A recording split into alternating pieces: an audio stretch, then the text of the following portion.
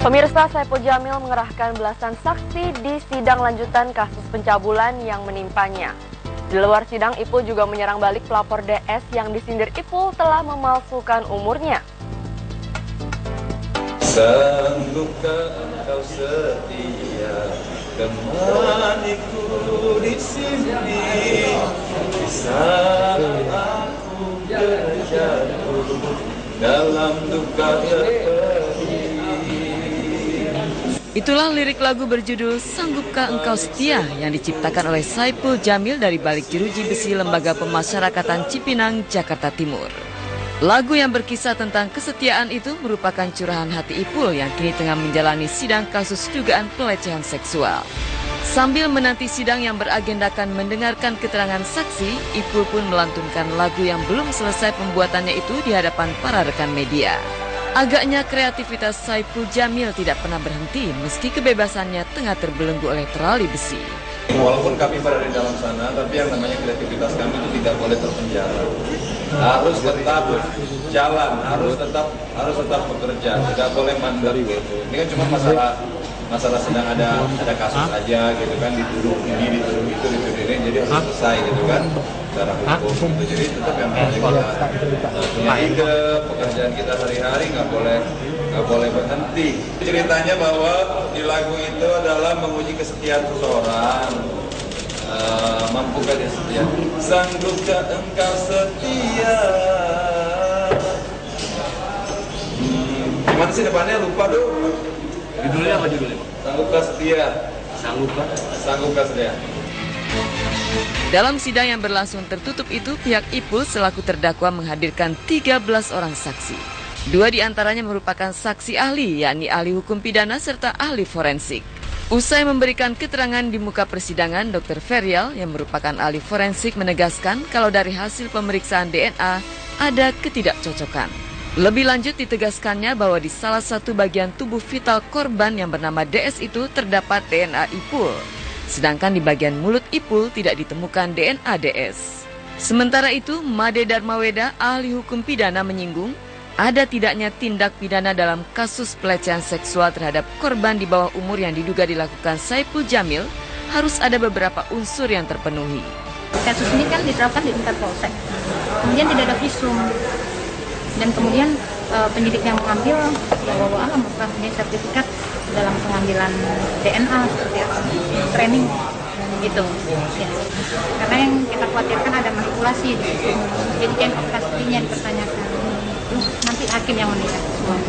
Tentang tindak pidana itu ada atau tidak, ya itu harus ada saksi.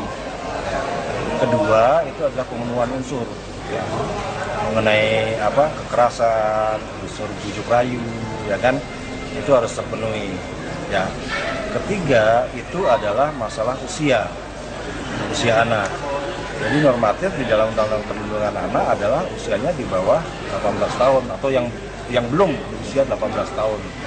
Jadi kalau nanti misalnya faktanya saya nggak tahu apakah ini di bawah apa belum mencapai 18 tahun, apakah sudah di atas 18 tahun. Kehadiran para saksi kemarin merupakan upaya Ipul untuk mendapatkan keringanan hukuman.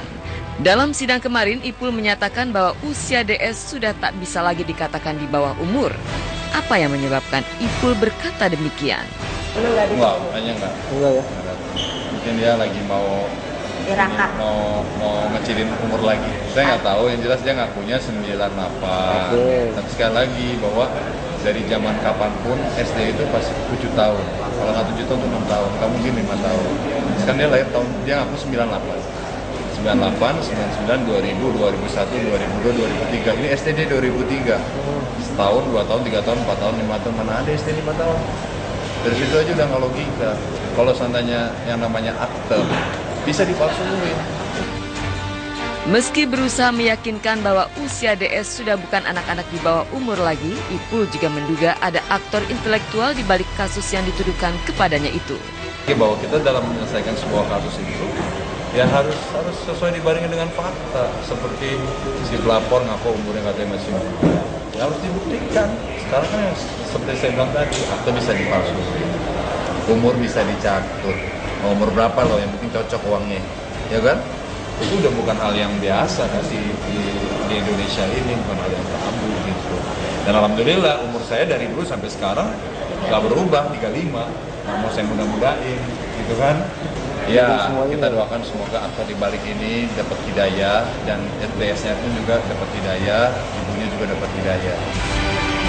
Apa sesungguhnya yang melatari alasan Saipul Jamil bahwa ada seseorang yang telah merencanakan untuk menyeretnya dalam kasus ini? Aktor di Indonesia itu banyak yang dicatur, ya kan? Yang penting punya uang, mau umur berapa? Bisa dibikin, tapi kalau forensik, insya Allah nggak akan. Yang penting yang forensiknya benar ya, dokternya benar ya, insya Allah itu nggak akan nggak akan terbantahkan. Makanya saksi forensik ya nanti saya mau berusaha semoga dia bisa diambil di tes forensiknya proses sesungguhnya. Saya ngomong belak-belakan gini supaya para petinggi-petinggi semua juga ikut andil dalam keadilan untuk menguak berapa usia si DS ini sesungguhnya. Gitu. Jadi biar nggak ada korban-korban berikutnya. Ngaku-ngaku di bawah umur.